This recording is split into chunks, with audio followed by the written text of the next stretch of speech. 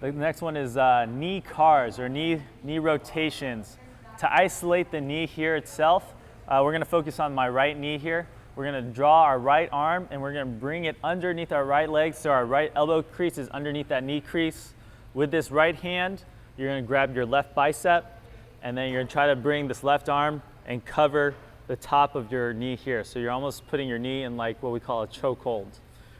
From here in this position, we're gonna draw our toes up towards our shin so that we're pointing our ankles up.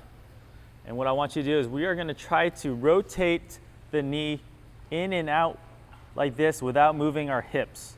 So in this position here, we're gonna try to draw our pinky toe outwards while drawing our heel inwards this way. So driving it in. Then we're gonna try to extend the leg as high as we can, still keeping that ankle flexed. Then we're gonna drive that heel out and bring those toes in.